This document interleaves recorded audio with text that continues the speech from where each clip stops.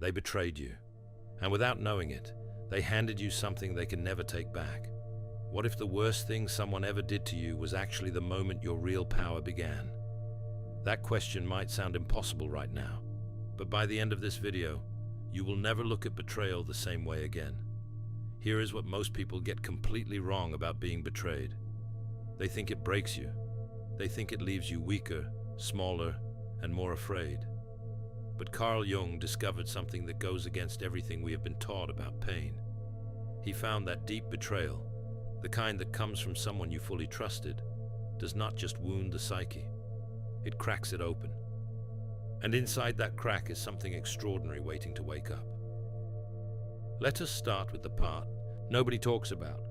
The part that happens right after the betrayal, not the anger, not the sadness, the confusion, that unbearable, disorienting feeling where you keep asking yourself the same question over and over. How did I not see it? How did I miss this? You replay every conversation. You go back through every memory looking for the signs you missed. And the longer you search, the worse you feel. Because somewhere deep down, you start to wonder if the problem is not them. You start to wonder if the problem is you. That feeling right there, that is not weakness. Jung would tell you that feeling is the beginning of something. It is the first crack in the wall you have been living behind your whole life. Jung spent decades studying the collapse of the human ego. He mapped what happens when the story a person has built about themselves and the world around them suddenly falls apart. He called this the night sea journey, a descent into the unconscious that most people spend their entire lives trying to avoid. And he found that when our reality shatters, often triggered by a profound betrayal from someone we deeply trusted, it forces the psyche to confront what it has been hiding. Not because of the pain it causes, but because of what that pain makes impossible to keep ignoring. Think about it this way. Before you were betrayed, you had a version of the world that felt safe. You had a story you told yourself about the people around you. You trusted certain things to be true. You believed that some people were solid, that some bonds were unbreakable, that your ability to read people was good enough to protect you. And then someone shattered all of that. In one moment, or maybe slowly over time, they took that story and tore it apart. And now you are standing in the rubble of what you believed, trying to figure out who you are without it. Jung called this kind of moment an initiation, not the kind you choose, the kind that chooses you. And here is something most people never consider. The person who betrayed you likely had no idea they were triggering one of the most profound psychological processes a human being can go through. They were acting from their own wounds, their own unexamined shadows, their own unconscious patterns. In a very real sense, they had no idea what they were setting in motion. They thought they were getting something, advantage, power, freedom, security, whatever it was they were chasing. But what they actually did, without knowing it, was strike a match inside you. And what that match lit is something they cannot reach, cannot extinguish, and cannot take back. Because it was always yours. They just gave it the heat it needed to ignite. Consider a case profile that illustrates this pattern precisely. A composite narrative based on documented psychological observations. Imagine a person, a man in his late 30s, who came to therapy not because he wanted to heal, but because he had stopped functioning.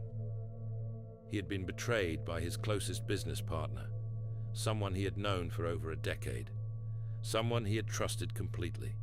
This partner had been quietly siphoning money, lying to clients, and building a competing business using everything they had, created together. When the truth came out, this man did not just lose money or a business. He lost his entire sense of how the world worked. He told his therapist something that captures this perfectly. He said, "I do not know what is real anymore. I do not know if I ever understood anything." That statement, that specific collapse of certainty, triggers exactly the psychological process Jung spent his life mapping. Because Jung noticed that the people who came through this kind of collapse were not the ones who recovered fastest. They were not the ones who got angry and moved on. The people who came through it transformed were the ones who went all the way down into that confusion and came back with something new. Jung had a name for what this man was experiencing. He called it the dismantling of the persona. Your persona is the version of yourself you show the world. It is the mask you wear, not to be fake, but to function, to fit in, to be understood by the people around you. Over the years, your persona gets very thick, very solid. You start to believe it is who you really are. And one of the main things that keeps the persona in place is the belief that you understand the people in your life, that you can trust your own perception of them. When someone betrays you, they do not just hurt you. They shatter the persona. They force you to confront the fact that your carefully built version of reality was incomplete, that you were only seeing part of the picture.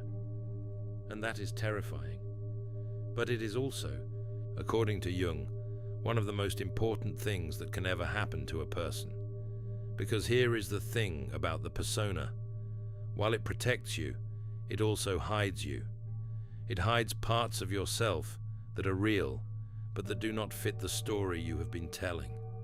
Feelings you have suppressed, strengths you have never developed, parts of your own character you have never had to use because life felt safe enough without them. The betrayal destroys the comfortable story, and in doing so, it forces you to meet yourself for the first time. Jung described what lies beneath the persona as the shadow. Empaths aren't broken, they're alchemists in progress. The alchemist's path gives you drills, Jung-based boundaries, and 3 exclusive chapter videos to turn overwhelm into clarity. By Surreal Mind, 236-page downloadable ebook in stock. Begin now at thesurrealmind.com.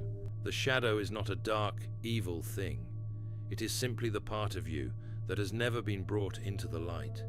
It is the depth of you, the parts that were too inconvenient, too uncomfortable, or too powerful to fit into the everyday version of you that the world needed to see. For most people, the shadow stays buried. Life is comfortable enough that it never has to emerge. But when betrayal hits, the shadow rises, not to destroy you, to complete you. Here is where this gets deeply important. Jung observed something striking in the people he worked with who had experienced major betrayal. The ones who were willing to go through the pain, rather than around it, began to develop psychological abilities they had never had before. They became sharper, more perceptive, more grounded, less easily manipulated. Why? Because the betrayal had forced them to do something most people never do. It forced them to look honestly at their own blind spots. Think about what a blind spot really is. It is not stupidity. It is not weakness. A blind spot is a place where your need to believe something is stronger than your ability to see something. You trusted that person because trusting them felt necessary. It felt good. It made life feel safer, more meaningful, more possible. And so, unconsciously, your mind filtered out the signals that contradicted that belief. Not because you were foolish, but because you were human. The betrayal burns that filter away, and once it is gone, it is gone. You can never go back to the same level of comfortable blindness. And that, Jung would say, is not a loss. That is an upgrade. Consider another composite profile drawn from recurring therapeutic patterns.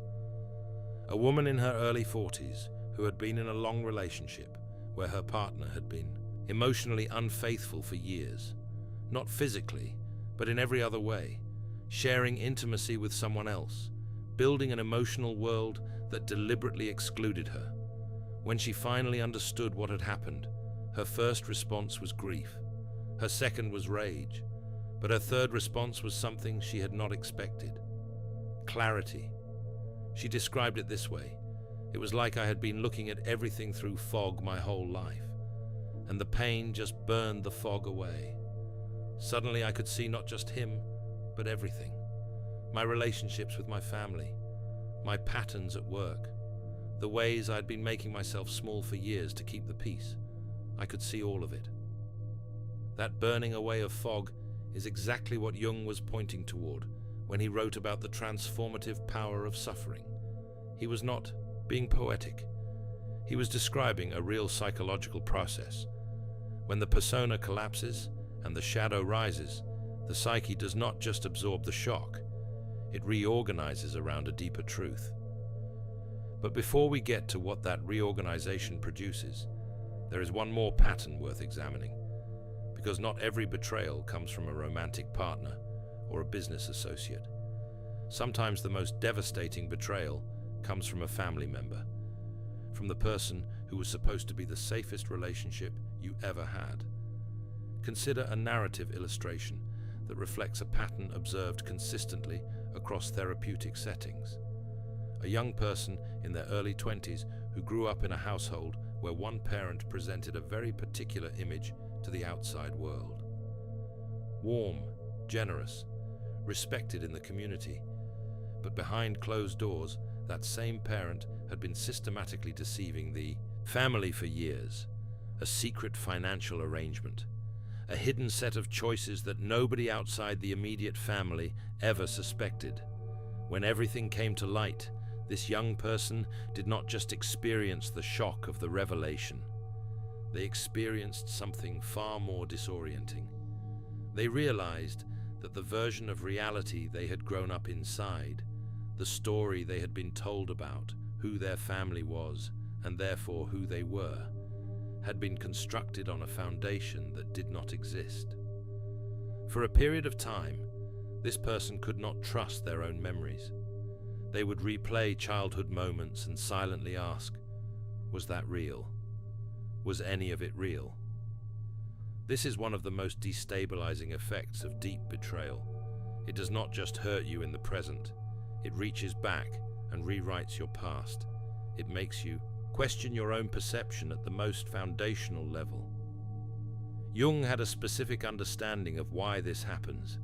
He observed that when we are deeply attached to someone, we partially build our sense of reality through them. Their consistency helps anchor our own.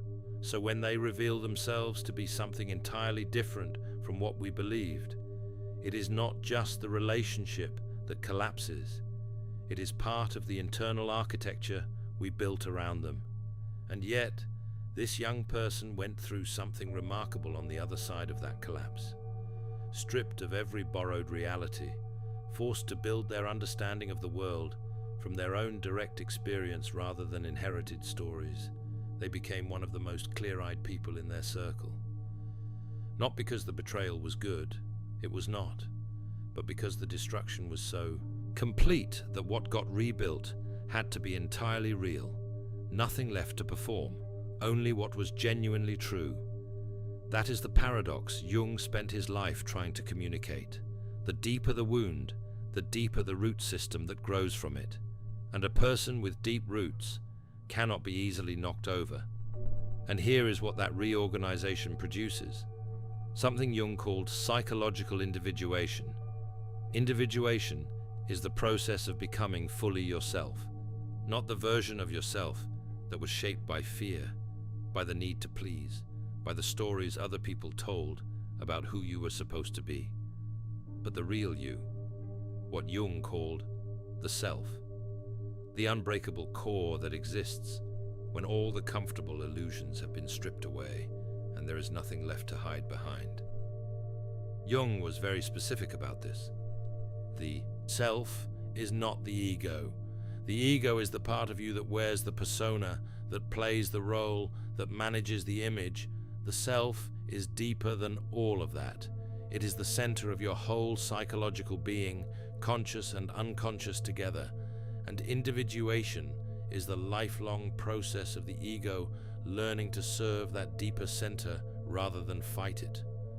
Most people never reach this, not because they are not capable, but because life never pushes them hard enough. The comfortable life, the life without major betrayal, without the kind of pain that dismantles everything, that life often keeps a person safely asleep inside their persona for decades. But the person who has been pushed all the way to the edge, who has had their comfortable world completely dismantled, who has had to stare into the confusion and find themselves inside it, that person develops a kind of psychological core that cannot be shaken in the same way again. They have already survived the worst. They have already lost what they thought they could not live without. And they are still standing. Not the same, but standing. And that changes everything about how they walk through the rest of their life. The betrayal wakes you up, violently, painfully, but completely. Now here is the part that most psychology content gets completely wrong. It stops at healing. It tells you how to recover, how to rebuild trust, how to process the grief, and eventually feel okay again. And all of that matters. But Jung was pointing at something far beyond just feeling okay again. He was pointing at what comes after the healing when the process goes all the way through. Because once individuation begins, something irreversible happens. The person who was betrayed starts to realize that the very thing that hurt them most was actually the thing that freed them from a prison they did not know they were in. The prison of the persona, the prison of comfortable blindness, the prison of needing other people to be who you needed them to be in order for your world to hold together. That prison is gone now, and yes, it hurts to lose it, but you are free in a way you have never been free before. Let us go back to that first man, the one who lost his business, his partner, and his sense of how the world worked. He spent a long time in the rubble, months where he could barely function. He questioned everything. He pushed away people who tried to help. He went through anger, depression, and a long, dark period of just sitting with his own confusion. But something happened in that darkness. He started noticing things he had never noticed before. He realized he had built the entire business around one person because he had been afraid to trust himself. He saw that the partnership had not just been a convenience. It had been a way to avoid taking full responsibility for his own vision and his own judgment. Trusting his partner completely had felt safer than trusting himself. The betrayal had taken that away, and now there was nothing left to hide behind, except himself. He rebuilt, not quickly, not easily, but differently. This time everything was based on his own judgment, his own perception. He said something. In a session that captures the whole Jungian picture in one sentence, he said, "That man broke me open, and what came out was someone I never knew I had in me." That is individuation. That is the shadow rising to complete the person it was always meant to complete. That is the power the betrayer handed over without realizing it. Jung essentially taught that what does not rise to the level of consciousness comes to us as fate. Most people experience this backwards. They think the betrayal was fate happening to them, something done to them by forces outside their control. But Jung would turn that around and say no. The betrayal was fate trying to hand you your own power. And whether you receive that power or not depends entirely on whether you are willing to go through the transformation rather than simply trying to survive it. So what does that transformation actually look like in practice? Because this is not just a philosophical idea. It is a real psychological shift that produces real changes in how you move through the world. The first thing that changes is your relationship with trust. Not in the way you might expect. You do not become someone who trusts less. You become someone who trusts more accurately. Before the betrayal, your trust was built on hope and need. You trusted people because you wanted them to be trustworthy, because it felt good to believe in them, because it made life feel better. After the transformation, your trust becomes grounded in observation, in real evidence, in your own deepened ability to see people clearly. You trust your gut in a way you never could before, because your gut has been tested and proven. The second thing that changes is your relationship with yourself. You stop needing external validation to know who you are. Before the betrayal, a large part of your sense of self was built on the way certain people saw you. The people you trusted most had a kind of power over your identity. Their approval confirmed who you were. Their belief in you made you real. The betrayal took that away. And going all the way through the transformation means building a sense of self that does not depend on that external confirmation. You become, in Jungian terms, psychologically self-contained. You know who you are from the inside, and that is a kind of stability that no one can take from you because no one gave it to you. The third change is perhaps the most powerful. You become almost impossible to manipulate, not because you become cold or suspicious, but because the mechanisms of manipulation lose their grip on you. Most manipulation works by targeting your need to be seen a certain way, your fear of being abandoned, your desire for approval, your need to believe in people. Once you have gone through the fire of major betrayal and come out the other side, those levers do not work the way they used to. The person trying to pull them finds there is nothing to pull. There is a stillness that develops in people who have been through this, a kind of quiet groundedness that others can sense without being able to name it. They do not react from panic anymore. They do not scramble to defend their image or convince anyone of anything. They have already been through the thing they were most afraid of, and having survived it, the smaller fears simply do not carry the same weight. The need to be liked softens. The fear of being misunderstood loosens. The desperation to be seen correctly by others fades, because you finally see yourself correctly, and that self-perception becomes the anchor you carry everywhere you go. No one can take an anchor that is rooted inside you. This is what the title of this video is really pointing at. They betrayed you, and in doing so, they handed you a power they can never take back. Because what they handed you is not something they gave you on purpose. They handed it to you through the destruction they caused, and now it lives in you, not in them, not in the relationship, not in the story of what happened. In you, built into who you are. Jung believed that the most psychologically powerful people he ever studied were not the ones who had the easiest lives. They were the ones who had been through the most devastating losses and had chosen, consciously or eventually, to go all the way through the experience rather than around it. They had met their shadow. They had lost their persona. They had been forced into individuation. And on the other side, they were something that people who had never been through it could not quite explain or articulate. They had a quality, a stillness, a depth, a way of seeing that felt different from ordinary perception. You may be at the very beginning of this process right now. You may be standing in the rubble, or you may be somewhere in the middle, wondering when the pain is going to stop and whether anything real is going to come out of it. Let me be direct with you about this, because I think it matters more than anything else in this video. The pain does not stop by itself. It stops when you stop trying to get around it and start walking through it. It stops when you stop asking why they did it and start asking what you are supposed to become because of it. It stops when you decide that this betrayal will not be the thing that broke you. It will be the thing that built you. That decision, that one shift in how you frame what happened to you, is the beginning of everything Jung was pointing at. It is the moment the shadow starts to rise not as your enemy, but as your ally. It is the moment the individuation process really begins. And once it begins, it does not stop. It just keeps going. It keeps building you into something more grounded, more perceptive, more resilient, more fully yourself than you have ever been before.